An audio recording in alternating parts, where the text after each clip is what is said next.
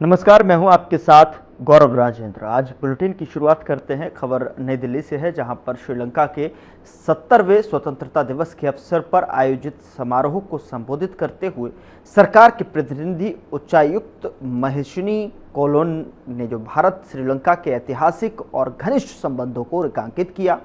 इस अवसर पर उन्होंने कहा कि दोनों देशों के रिश्ते साझा संस्कृति, इतिहास और सभ्यतागत विरासत पर आधारित है। भारत की नेबरहुड फर्स्ट नीति के तहत श्रीलंका की स्थिरता और समृद्धि के लिए भारत की प्रतिबद्धता अटूट है। कोविड-19, आर्थिक संकट और प्राकृतिक आपदाओं के दौरान भारत ने पहले सहयोगी की भूमिका निभाई। व्यापार, डिजिटल परिवर्तन, पर्यटन और रक्षा और विकास सहयोग जो है साझेदारी में भविष्य में सहयोग की व्यापक संभावनाएं भी बताई गई।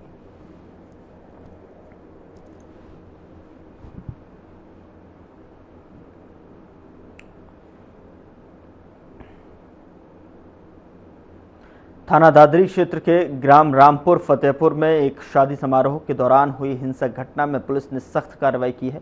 23 जनवरी 2026 को बारात के दौरान आपसी विवाद में लाठी डंडों से जानलेवा हमला किया गया, जिसमें कई लोग गंभीर रूप से घायल हो गए। सूचना पर पहुंची पुलिस ने सभी घायलों को अस्पताल में भर्ती कराया।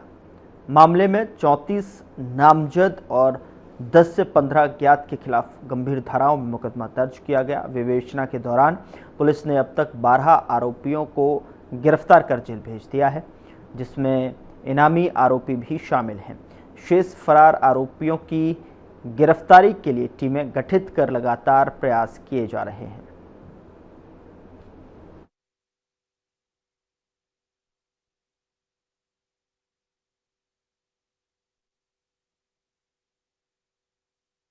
दिनांक 23 जनवरी 2026 को थाना दादरी के ग्राम रामपुर फतेहपुर में थाना दनकौर के ग्राम जगनपुर से बारात आई हुई थी। उस बारात में कुछ लोगों ने एक पक्ष पे लाठी डंडों से जानलेवा हमला किया, जिसमें कई लोगों को गंभीर चोटें आई। घायलों को सूचना मिलने पर तत्काल अस्पताल में भर्ती कराया गया, जहां उनका इलाज चल रहा है। दादरी पुलिस ने तत्काल सुसंगत धाराओं में मुकदमा पंजीकृत किया गया तथा अभियुक्तों की गिरफ्तारी हेतु कई टीमों का गठन किया गया। अभियुक्तों की गिरफ्तारी हेतु 4 लोगों पे इनाम भी घोषित किया गया, 2 पे 25-25 हज़ार का और 2 पे 10-10 हज़ार का। इस केस में अब तक पुलिस ने त्वरित कार्रवाई करते हुए 12 लोगों को गिरफ्तार कर न्यायिक हिरासत में भेज दिया है तथा अन्य की गिरफ्तारी हेतु लगातार टीमें कार्य कर रही हैं। शीघ्र ही उनकी भी गिरफ्तारी सुनिश्चित की जाएगी। नोएडा के थाना सेक्टर 39 पुलिस ने बीट पुलिसिंग की मदद से एक वांछित और जिला बदर अपराधी को गिरफ्तार किया है। पुलिस ने अनु उर्फ अभिषेक कसाना को महर्षि आश्रम गौशाला कट के पास से पकड़ा। उसके कब्जे से एक अवैध देशी पिस्टल 32 बोर बरामद हुई है। अभियुक्त थाना सेक्टर 39 में दर्ज कई मुकदमों में वांछित चल रहा था। वह शातिर किस्म का अपराधी है और उसके खिलाफ नोएडा और बिसरख थानों में हत्या का प्रयास, मारपीट, आर्म्स एक्ट और गुंडागर्दी समेत कई संगीन धाराओं में मुकदमे दर्ज हैं। पुलिस ने आरोपी के खिलाफ अग्रिम वैधानिक कार्रवाई शुरू कर दी है।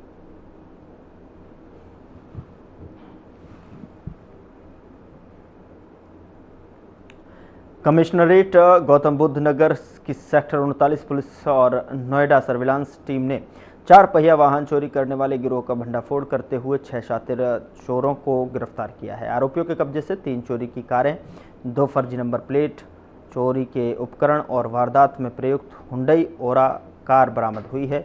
गिरोह नोएडा, दिल्ली और एनसीआर में रैकीकर की प्रोग्रामर और जीपीएस जैमर की मदद से गाड़ियां चोरी करता था और उन्हें राजस्थान और मेवात में बेच देता था। पकड़े गए आरोपियों पर जो है दिल्ली, यूपी और राजस्थान में कई मुकदमे दर्ज हैं। पुलिस गिरोह के नेटवर्क की गहन जांच कर रही है।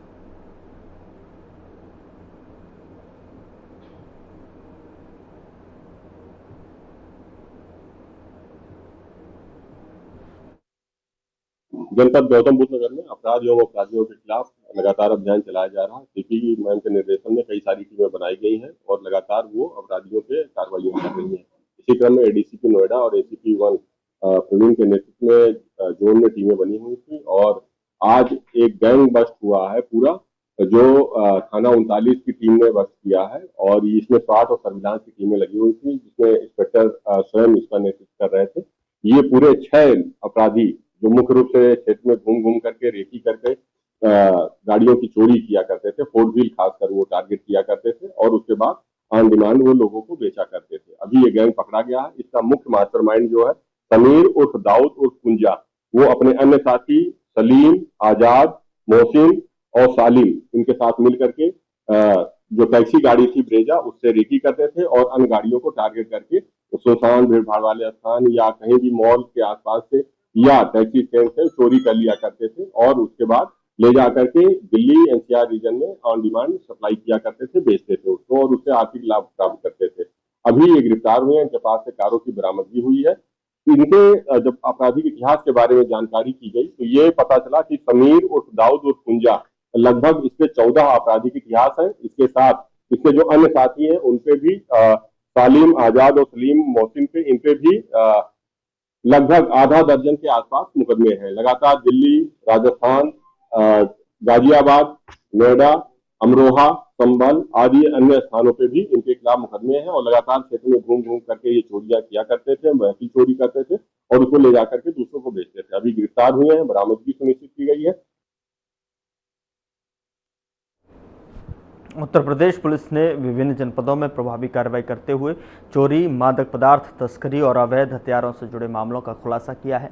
लखीमपुर खीरी में लगभग 3 करोड़ रुपए की चोरी हुए आभूषण बरामद कर 5 आरोपियों को गिरफ्तार किया गया है, जबकि लखनऊ में चोरी के मामले में 2 अभियुक्तों को गिरफ्तार कर नकदी और आभूषण बरामद किए गए। तो वहीं गाजियाबाद में 4 किलो से अधिक अवैध गांजा और लाखों रुपए की नकदी के साथ 4 आरोपी पकड़े गए हैं। साथ ही मेरठ में अवैध हथियार फैक्ट्री का भंडाफोड़ करते हुए 2 आरोपियों को गिरफ्तार किया गया है और औरैया में 41 लाख रुपए की चरस के साथ एक तस्कर गिरफ्तार किया गया है।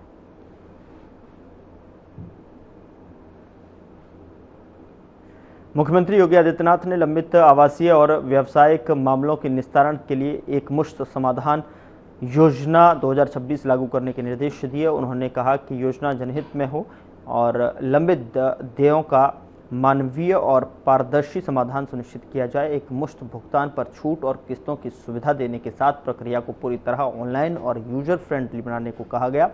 मुख्यमंत्री ने योजना के व्यापक प्रचार प्रसार के निर्देश देते हुए सभी पात्र आवंटियों तक जानकारी पहुंचाने पर जोर दिया।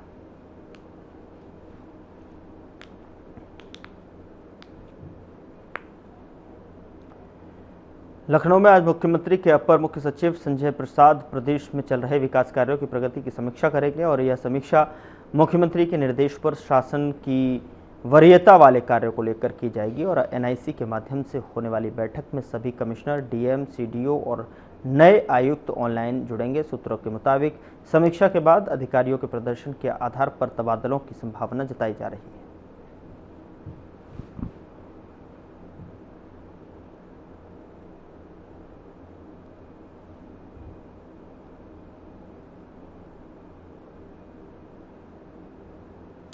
दिल्ली में ब्यूरो हेड सपना चारण ने केंद्रीय मंत्री गजेंद्र सिंह शेखावत से एक्सक्लूसिव बातचीत की है। सुनिए उन्होंने क्या कुछ कहा।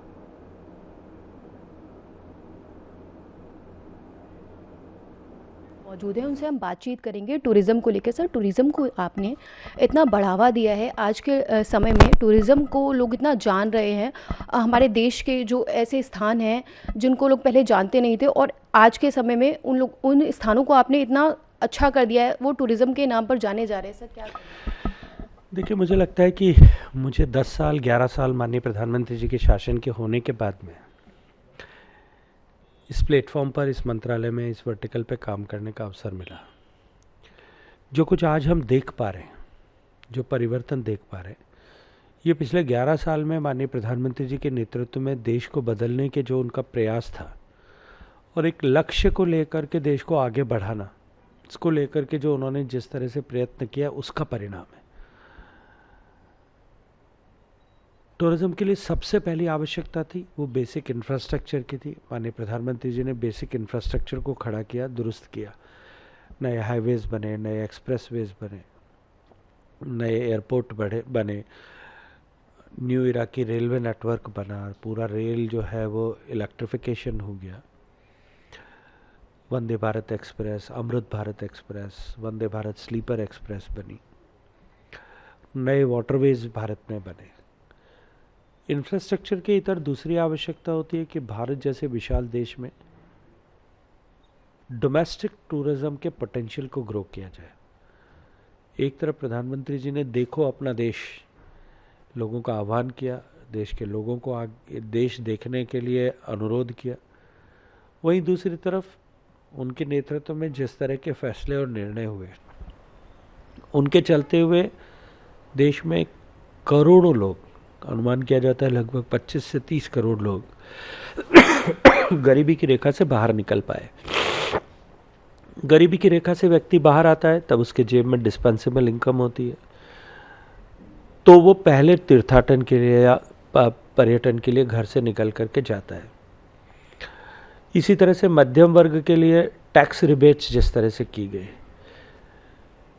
इनकम टैक्स के 12 लाख तक इनकम टैक्स को फ्री कर दिया गया, जीएसटी में भारी कटौती की गई, और उसके साथ साथ में देश की प्रति व्यक्ति आय सरकार के लिए गए फैसलों के कारण से बढ़ी।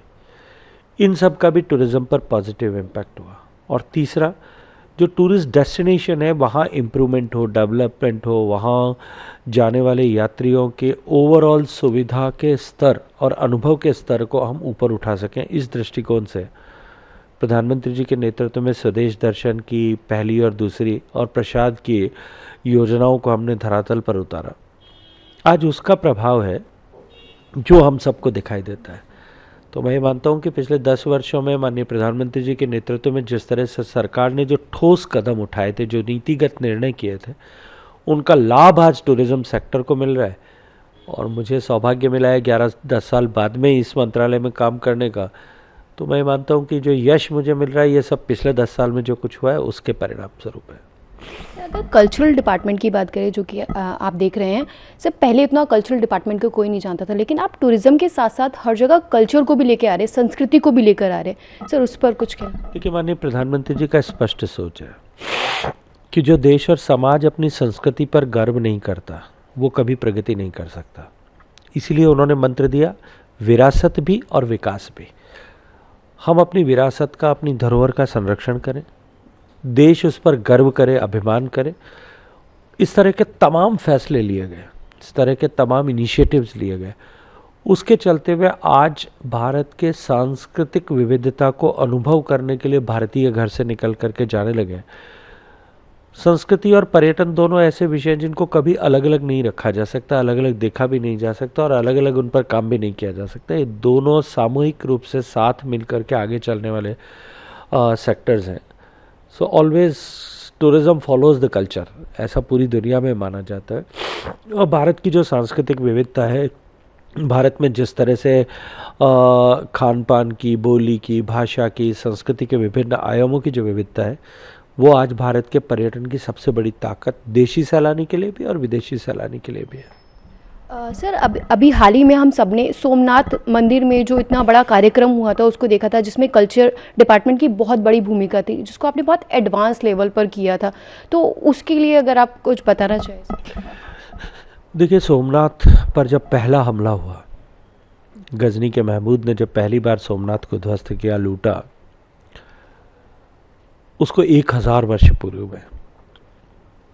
इस 1000 वर्ष के कालखंड में अनेक बार सोमनाथ को तोड़ा गया, उसका पुनर्निर्माण हुआ, फिर तोड़ा गया, फिर लूटा गया, फिर पुनर्निर्माण हुआ, फिर ध्वस्त किया गया, फिर पुनर्निर्माण हुआ। माता अहिल्याबाई होलकर ने एक बार जो है उसके पास में दूसरा मंदिर बना करके वहाँ लोगों को आस्था की अपने व्यक्त करने का एक अवलंबन दिया। और अंततः आज़ादी के बाद तत्कालीन प्रधानमंत्री जवाहरलाल नेहरू जी के तमाम विरोध के बावजूद भी, उनके द्वारा अवरोध पैदा करने के बावजूद भी, सरदार पटेल की दृढ़ इच्छा शक्ति और प्रथम राष्ट्रपति डॉक्टर राजेंद्र प्रसाद जी के मार्गदर्शन में हमारा सोमनाथ एक बार फिर खड़ा हुआ। उस सोमनाथ के पुनर्निर्माण के भी 75 वर्ष पूरे हो रहे हैं।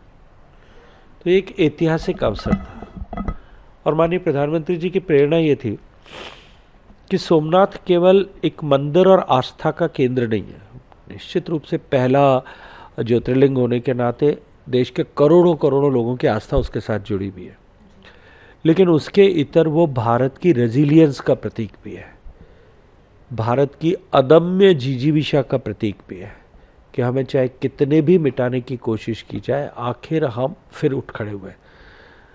ये जो पक्ष सोमनाथ का है, ये पक्ष देश भर में जाए और आज के कालखंड में जब पूरा विश्व इस तरह की चुनौतियों से गुजर रहा है, तब हम सोमनाथ को साक्षी मान करके भारत को अब कोई भी वापस ध्वस्त न कर सके, इस तरह का प्रयास न कर सके, इसके लिए संकल्पबद्ध हो। ये एक ऐसा अवसर था। माननीय प्रधानमंत्री जी की प्रेरणा से संस्कृति मंत्रालय ने कार्यक्रम आहूत किया, गुजरात सरकार ने उसमें सहयोग किया और आप सबने देखा भव्य कार्यक्रम हुआ। लेकिन मैं इतना कहना चाहता हूँ, वो कार्यक्रम मात्र वर्ष भर चलने वाले कार्यक्रमों की एक शुरुआत मात्र था। अभी देश भर में सोमनाथ के इसको रेजिलियंस का प्रतीक मानते हुए देश भर में, देश के हर प्रांत में, देश के हर शिवालय तक कार्यक्रम हो, इसकी रचना संस्कृति मंत्रालय ने की है। हम हर ज्योतिर्लिंग पे कार्यक्रम करेंगे, देश के हर प्रदेश से लोग सोमनाथ जाएं, इसको सुनिश्चित करेंगे। देश के हर शहर में, हर नगर में, हर कस्बे में, हर गांव में, शिवालय में इसके निमित्त किसी विशेष दिन पर पूजा हो, इसके विशेष दिन लोग ओम नमः शिवाय का जाप करें और ये संकल्प को जो है के साथ में जुड़े। इस दृष्टिकोण से अभी देश भर में साल भर कार्यक्रम किए जाएंगे। भारत को विश्व भर में विश्व गुरु के नाम से जाना जाता है, तो टूरिज़्म कुछ ऐसा काम करेगा कि टूरिज़्म के तौर पर भी आगे उसको विश्व गुरु के तौर पे अलग से पहचान दे? देखिए, मुझे लगता है इन दोनों विषयों को अलग संदर्भ में जोड़ना चाहिए।